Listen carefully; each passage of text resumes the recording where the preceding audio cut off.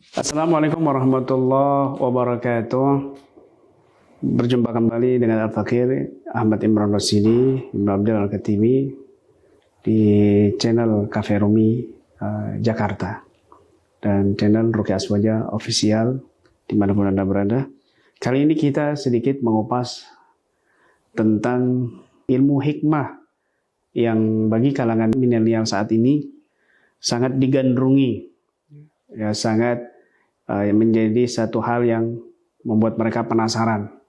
Sampai mereka ada yang ikut bergabung di dalam beberapa padepokan karena persepsi yang sudah tersebar luas ilmu hikmah itu adalah ilmu-ilmu yang seperti pental-pentalan, dipukul mental,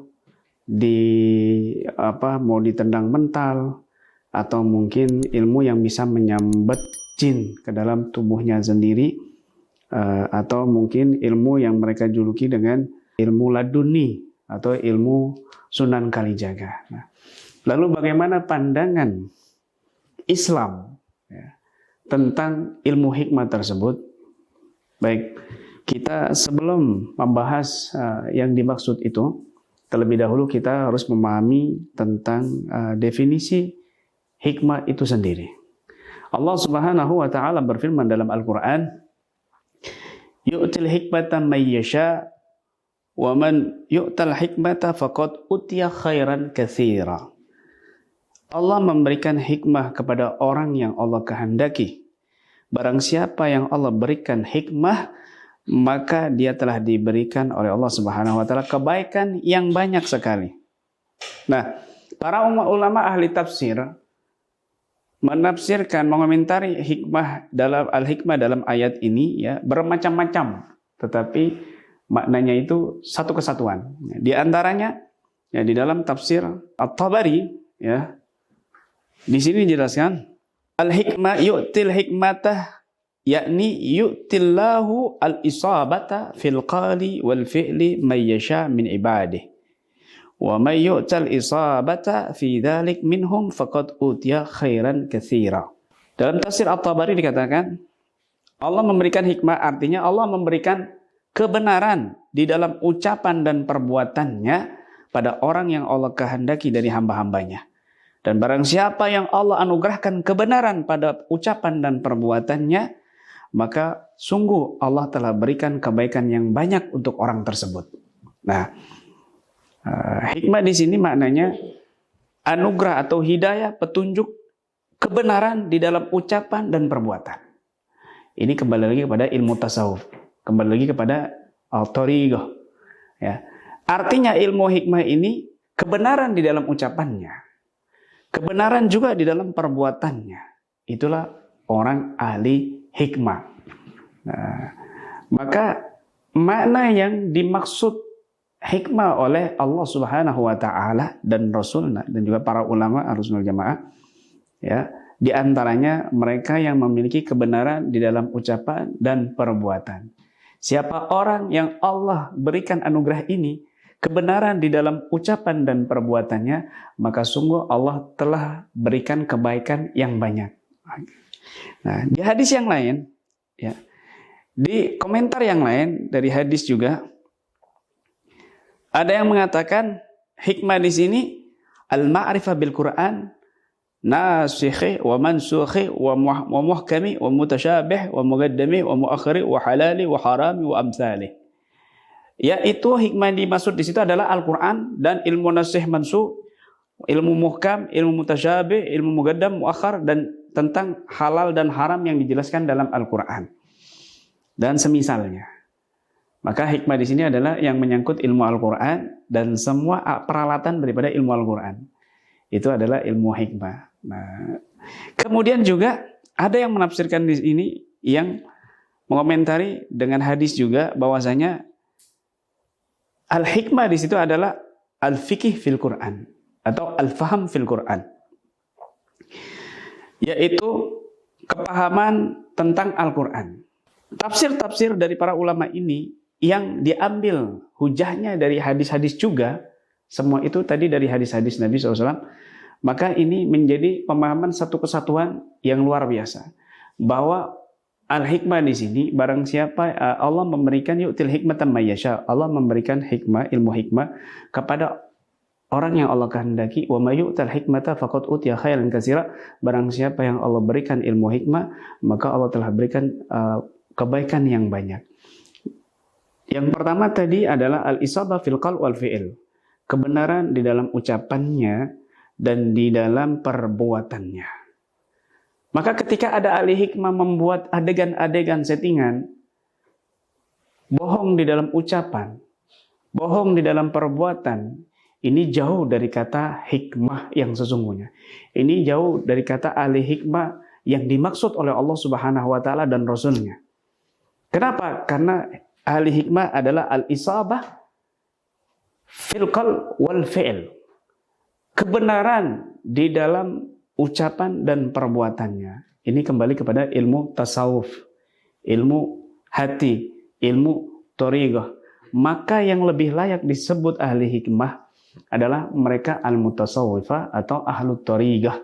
Mereka yang lebih layak disebut ahli hikmah adalah orang-orang yang sibuk di dalam memperbaiki ucapannya, di dalam memperbaiki perbuatannya, dalam langkah-langkah jalur-jalur kebaikan yang sudah ditetapkan oleh syariat Islam melalui guru-guru yang tersambung sampai kepada guru-guru kita yang soleh atau sampai kepada para mursyid-mursyid. Nah, maka pada hakikatnya orang ahli thariqah, pada hakikatnya ahli tasawuf, mereka lah yang sebenarnya layak disebut ahlul hikmah.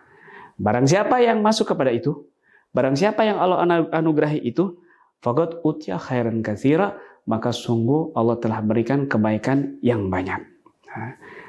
Dan kemudian juga tadi ada pemahaman tafsir hikmah di situ al-faham fil Quran, memahami di dalam Al-Quran. Paham tentang ilmu Al-Quran, paham tentang ilmu alat-alat Al-Quran, paham tentang manfaatnya Al-Quran, paham tentang barokahnya Al-Quran. Tadi juga sering kami singgung bahwa Al-Quran ini bisa menjadi obat zahir dan batin untuk akidah kita, akhlak kita, bahkan fisik kita dan jasad kita. Wa nunazzil minal Qur'an ma huwa syifaa'un wa rahmatun lil mu'minin. Hikmah sebagian ahli tafsir mengatakan di sini adalah mereka yang memiliki kepemahaman di dalam Al-Quran. Nah, orang-orang yang bersinggungan, yang menentang daripada pemahaman-pemahaman Al-Quran, ajaran-ajaran Al-Quran, syariat-syariat Al-Quran yang dijelaskan dalam Al-Quran, maka mereka ini di luar daripada ahli hikmah. Tetapi mereka yang mengutamakan Al-Quran, yang berpegang teguh dengan Al-Quran, yang menjadikan Al-Quran sebagai obat utama untuk penyakit kita, baik zahir dan batin, betul-betul memahami Al-Quran dengan benar, maka merekalah yang layak disebut dengan ahlul hikmah.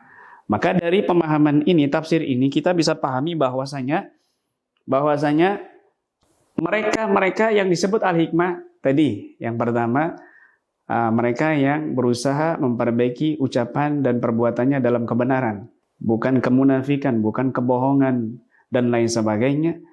Dan ini adalah bisa juga dikatakan dari orang-orang ahli tasawuf, ahli thariqah. Orang-orang ahli tasawuf dan ahli thariqah, mereka layak disebut ahlu hikmah. Dan juga mereka yang berkecimpung dalam Al-Quran, seperti para pengajar Al-Quran, hafidh Quran, dan juga para peruqyah, mereka juga bisa dan layak disebut ahlul hikmah. Maka makna hikmah yang disesatkan, makna hikmah yang dimaknai di luar makna yang sesungguhnya, yang viral, yang digandrungi kaum milenial saat ini, bukanlah makna yang dimaksud dalam Al-Quran, yang dimaksud oleh Allah dan Rasul-Nya. Jadi seperti ilmu laduni, ilmu karomah-karomahan, atau dipukul mental dan lain sebagainya, ini makna persepsi yang sudah jauh dari makna yang sesungguhnya. Nah, dari sini kita bisa paham, ya, siapa yang layak yang disebut ahlul hikmah sesungguhnya dalam Al-Quran. Dan siapa mereka yang beruntung, faqad utiya khairan katsira, telah Allah berikan kebaikan yang banyak. Kita di sini dengan akal yang sehat, dan pemahaman Al-Quran dari Allah Subhanahu wa Ta'ala dan Rasulnya dan para guru-guru kita yang soleh, para ulama Ahlus Sunnah wal Jamaah yang sudah menjelaskan dalam kitab-kitab tafsirnya, kita bisa bersikap secara bijak untuk menentukan dan memberikan pencerahan kepada umat bahwa hikmah yang sesungguhnya bukanlah hikmah-hikmah yang masyhur di kalangan kita saat ini.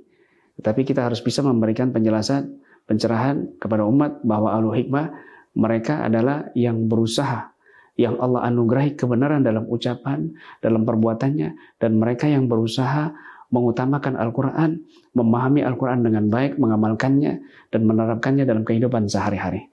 Inilah makna hikmah atau ilmu hikmah yang sesungguhnya. Demikian, mudah-mudahan bermanfaat untuk kita semuanya. Amin ya rabbal alamin.